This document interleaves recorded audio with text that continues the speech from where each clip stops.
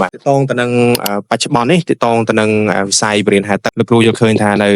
ៅក្នុងប្រទេសរបស់យើងផ្ទាល់ហ្មងគឺថាការបរិញ្ញាទឹកនៅស្រុកខ្មែរយើងមានការរីកចម្រើនឬក៏យ៉ាងមិនដែរតាមលោកគ្រូយល់ឃើញបច្ចុប្បន្ននេះការវិស័យហែទឹកហ្មងនិយាយនេះគឺវិស័យហែទឹកហ្មងទាំងការប្រកួតហែទឹកទាំងការហែទឹកនិងការបង្រៀនហែទឹកបច្ចុប្បន្ននេះកំពុងតែរីកចម្រើនកំពុងតែដុះដាលធ្វើឲ្យប្រជាពលរដ្ឋយើងជាច្រើនគាត់បានស្គាល់និងបានយល់ដឹងអ្នកខ្លះទៀតទោះបីជាគាត់មិនបានហែមិនបានរៀនក៏គាត់បានមើលវីដេអូនៅក្នុងការរៀនការហែរបស់បងប្អូនយើងដទៃទៀតដែរចា៎នៅសម្រាប់ខ្ញុំគឺថាផែជាទៅមុខទៀតអាចនឹងគេលេងច្រើនដូចជាកីឡាផ្សេងបាល់ទះបាល់ទាត់ដូចគ្នាបាទសម្រាប់ខ្ញុំនៅប្រទេសរបស់យើងខ្ញុំឃើញថាឥឡូវនេះមានការរីកចម្រើនគួរឲ្យកត់សម្គាល់ហើយគោលដៅរបស់ពួកយើងធ្វើ podcast នេះគឺដូចគ្នាដើម្បីបំផុសឲ្យបងប្អូនអ្នកគ្នាដែលកំពុងទស្សនាយល់ដឹងអំពីអត្ថប្រយោជន៍គុណតម្លៃនៃការរៀនហែទឹកក៏ដូចជាការចេះហែទឹកដូចគ្នាអញ្ចឹងនេះជាការខិតខំប្រឹងប្រែងពួកយើងចង់ឲ្យអ្នកទាំងអស់គ្នាយល់ដឹងថាវាសំខាន់និយាយស្មោះត្រង់បងប្អូនចន្លោះពេលបើយើងរាប់ថា5ទៅ6ឆ្នាំមុនណាបើយើងទៅប្រាប់គេថាយើងជាគ្រូបរិញ្ញាហែទឹកប៉ុន្តែគេអត់ទាន់ដឹងថាមានណាបងប្អូនបាទយល់ខ្ញុំនិយាយថាគេអត់ទាន់ដឹងថាមានការបរិញ្ញាហែទឹកការរៀនហែទឹកក៏ព្រោះពិចារណាថារៀនហែទឹករៀនតាមគ្នារៀនតាំងពីក្មេងៗរៀនមួយចាស់ៗហើយអញ្ចឹងណាតែមានគ្រូនៅសាលាហ្នឹងហើយរៀនហែទឹកច្បាច់មានគ្រូគាត់និយាយសម្រាប់ខ្ញុំតមកឲ្យតែស្រុកទៅភូមិមកហ្នឹងសួរអូនថាកែអីខ្ញុំប្រាប់ថាខ្ញុំចូលបរិញ្ញាទឹកគេធ្វើមុខ surprise ថាអូមានគ្រូបរិញ្ញាទឹកដែរឡើងថាបាទខ្ញុំបរិញ្ញាទឹកបច្ចុប្បន្នប៉ុន្តែយើងសង្កេតមើលបច្ចុប្បន្ននេះគឺអត់ទេយើងថាគ្រូបរិញ្ញាទឹកគឺមានភាពទូលំទូលាយច្រើនព្រោះសម័យកាលឥឡូវនេះមានការគួតប្រជែងការបើកក្លឹបបើកសាលារៀនគឺមានការរីកដុះដាលហើយការទាំងអស់នេះក៏ជាសញ្ញាមួយល្អដែរដើម្បីផ្សព្វផ្សាយទៅកាន់ប្រជាជនកម្ពុជារបស់យើងទាំងអស់ដែលគាត់បានយល់ដឹងពីការហែទឹកសំខាន់បំផុតគឺជួយសង្គ្រោះអាយុខ្លួនឯងនឹងហ្មងបាទព្រោះពេលមានបញ្ហាក្នុងទឹកណាមួយកាលណាបើយើងអត់ចេះអត់យល់ដឹងសោះពីសុខភាពលើទឹកក៏អាចនឹងមានបញ្ហាដែរលោកគ្រូទូពីនេះយល់ឃើញមិនដែរបាទសម្រាប់ខ្ញុំដូចគ្នាថានៅភ្នំពេញយើងនៅតាមខេត្តដូចគ្នាបច្ចុប្បន្នយើងមានឃើញមានសាលាបរិញ្ញាហែទឹកហើយនឹងកន្លែងដែលគេបរិញ្ញាហែទឹកមានច្រើនហើយដល់ដែរច្រើនហើយឃើញប្រជាជនកម្ពុជាយើងគាត់យល់ដឹងច្រើនពីគុណសម្បត្តិនៃការរៀនហែទឹកអញ្ចឹងជួបពេលជួបកូនសិស្សជួបអីអញ្ចឹងទៅយើងបានសួរមកគាត់អញ្ចឹងទៅគាត់យល់ដឹងពីអត្ថប្រយោជន៍នៃការហែទឹកច្រើនពោលមែនតើអ្នកខ្លះគាត់អត់ដឹងអញ្ចឹងទៅគាត់ដឹងថាហែទឹកធម្មតាបាយធម្មតាអីអញ្ចឹងទៅប៉ុន្ត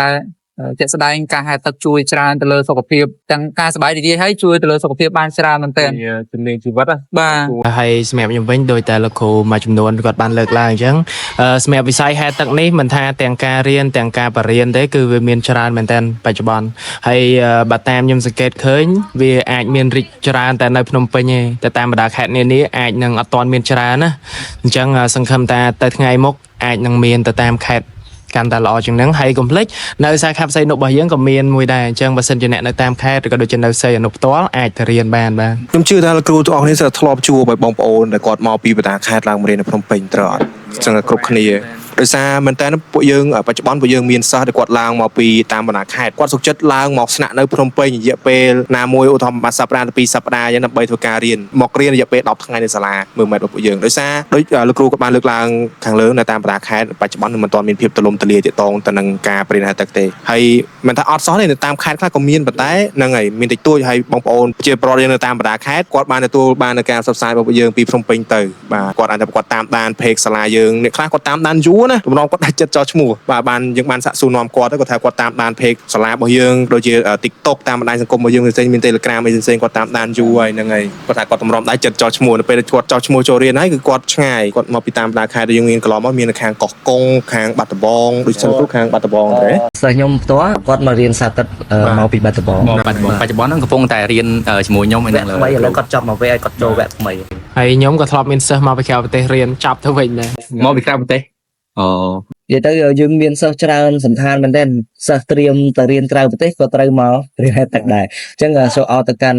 ់បងប្អូនទាំងគ្នាដែលជាប់ហៅកទៅរៀននៅក្រៅប្រទេសគេត្រូវចេះគេមានមុខវិជ្ជាហែទឹកដែរនៅក្រៅអញ្ចឹងគួរតែចេះហើយទៅដើម្បីកុំឲ្យពេលដល់ពេលទៅគឺយើងឆ្លងក្នុងការរៀនក៏ការរៀនរបស់យើងក៏មិនសូវបានជាប់ជួនបានយើងត្រូវការពេលអនុវត្តមួយទៀត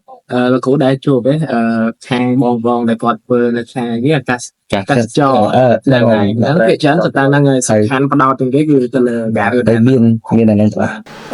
បកទៅក្រោយតិចដោយគ្រូមេងក៏បានលើកឡើងមុនហ្នឹងទាក់ទងទៅនឹងសិស្សដែលគាត់ជាប់អាហារូបករណ៍ទៅរៀនក្រៅប្រទេសកន្លងមកយើងមានច្រើនប៉ុន្តែរិសានៅឯកជនភាពជូនគាត់បាទកន្លងមកយើង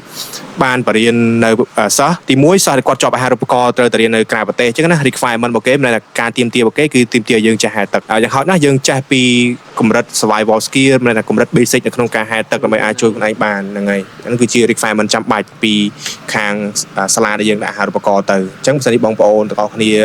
មានគម្រោងដាក់ apply អាហារូបករណ៍ scholarship ទៅកាន់ក្រៅប្រទេសបងប្អូនទាំងនេះក៏បីតែចេះហែលទឹកជាមុនសិនបាទបើសិនជាបងប្អូនចេះតិចតួចចង់ពង្រឹងនៅក្បាច់ហែលទឹករបស់ពួកយើងបន្ថែមទៀតអាចធ្វើការជ្រើសរើសជាមួយនឹងសាលាបរិញ្ញាទឹកមួយម៉ែត្ររបស់ពួកយើងបាទ ពីច្រើននៅប្រទេសគេទលំទលាយនៅក្នុងការហែលទឹកហ្នឹងយ៉ាងគេបរៀនតាំងពីក្មេងមកនៅសាលា គេមាន នៅសាលា បញ្ចូលក្នុងកម្មវិធីសិក្សារបស់គេតាំងពីក្មេងៗមក អញ្ចឹងប្រជាជនរបស់គេគឺគេចេះហែលទឹកច្រើន ដូចខ្ញុំនិយាយមិញហ្នឹងទៅនឹងកម្មវិធីបញ្ចូលកម្មវិធីរៀនហែលទឹកចូលទៅក្នុងកម្មវិធីសិក្សាបច្ចុប្បន្ននេះយើងឃើញមាននៅកម្ពុជាយើងក៏ចាប់ផ្ដើមមានជាមួយនឹងសាលាឯកជនមួយចំនួនគឺប្រកួតបានចាប់ផ្ដើមធ្វើការអនុវត្តប្រដៅដាក់បញ្ចូលទៅកាន់ម៉ោងសិក្សារបស់ប្រកួតអញ្ចឹងណាខ្ញុំគិតថានេះគឺជាចំណុចមួយល្អមែនតើបាទព្រោះកាលណាក្មេងៗប្រកួតបានរៀនហែលទឹកតាំងពីវ័យតូចៗទៅគឺនឹងគាត់មានភាពក្លាហានហើយក៏ជួយកាត់បន្ថយនៅអត្រាអ្នកលងទឹកបានច្រើនដែរបាទទាំងជាកីឡាជួយដល់សុខភាពរាងកាយការលូតលាស់របស់គាត់បានច្រើន បើសិនជាបញ្ចូលពីក្មេងៗសំខាន់មែនទែនទី1អាណាព្យាបាលគាត់មានពេលជាមួយកូនអញ្ចឹងមានថាកូនជាឆ្ងាយពីការលេងទូរស័ព្ទបានច្រើនគឺណាបដូរពីលេងទូរស័ព្ទមកលេងទឹកឬមករៀនហែលទឹកគាត់ជួនមកហ្នឹងគឺបង្កើនភាពស្និទ្ធស្នាលក្នុងក្រុមគ្រួសារផងបង្កើននៅចំណេះដឹងមួយផ្នែកទៀតទៅលើជំនាញជីវិតហ្នឹងហើយហ្នឹងសំខាន់មែនតើ កន្លងមកតាមខ្ញុំសង្កេតឃើញបងប្អូននៅអត់ដឹងថាសាខាលោកគ្រូផ្សេងៗដូចនៅសាខាសន្តិសុខអត់ទេតែខ្ញុំសង្កេតឃើញនៅសាខាសន្តិសុខលក្ខណៈចែបថាប៉ាម៉ាគាត់នាំកូនគាត់មករៀនបាទនាំកូនគាត់មករៀននៅសន្តិសុខហ្នឹងទៅគាត់នៅពេលដែលគាត់មករៀនយូរគាត់ស្គាល់កូនយើងនិយាយពីកូនណានិយាយពីកូនគាត់ស្គាល់មិត្តភក្តិគាត់ថ្មីបង្កើនភាពស្និទ្ធស្នាលបង្កើននៅគេហៅថាជំនាញសង្គមជំនាញនៅក្នុងការប្រសើរទាក់ទងគ្នាយ៉ាងទៅធ្វើឲ្យកុមារគាត់មានភាពស្និទ្ធស្នាលរវាងគ្នានឹងគ្នាចេះប្រសើរទាក់ទងគ្នាបានល្អអានេះគឺជាចំណុចសំខាន់ព្រោះការរៀនហែលទឹកមិនមែនមកបងប្អូនម្ដងគឺរៀនតែឯងអត់ទេបងប្អូននឹងជួបកុមារក្មេងៗដទៃហ្នឹងហើយមិនមានភាពអីផ្សេងៗហ្នឹងទៅហើយចំណាយឪពុកម្ដាយដូចគ្នាឪពុកម្ដាយខ្លះគាត់ស្គាល់គ្នាគាត់រាប់អានគ្នាចិត្តស្និទ្ធមកតបច្ចុប្បន្នក៏នៅកន្លែងហែលទឹកហ្នឹងដែរពេលខ្លះគាត់នាំកូនគាត់មករៀនម៉ោងជាមួយគ្នាទៅអាណាព្យាបាលគាត់ជួបគ្នាក៏ស្គាល់គ្នាចែកគ្នាអញ្ចឹងទៅអាហ្នឹងក៏ជាចំណុចមួយល្អបង្កើនភាពស្និទ្ធស្នាលបង្កើននៅជំនាញទំនាក់ទំនងសង្គមអញ្ចឹងណាបាទ លោកគាត់ថាបានតែហេតុតែណាខ្ញុំឃើញចាត់ស្ដែងសូម្បីតែខ្ញុំជាគ្រូផ្ទាល់ក៏ខ្ញុំទទួលបានអត្ថប្រយោជន៍ពីការបរៀនសិស្សហ្នឹងបានអីគេបានចំណេះដឹងព្រោះពួកគាត់មកពីគ្រប់ទិសទីគាត់មានជំនាញគាត់មានភាពខ្លាំងរបស់គាត់រៀនខ្លួនអញ្ចឹងនៅពេលពួកយើងបរៀនកូនគាត់ឃើញថាល្អគាត់សប្បាយចិត្តគាត់រាប់អានយើងដូចជាប្អូនអញ្ចឹងណាគាត់ចែកម្លែកថារឿងដែលរៀនសូត្ររឿងដែល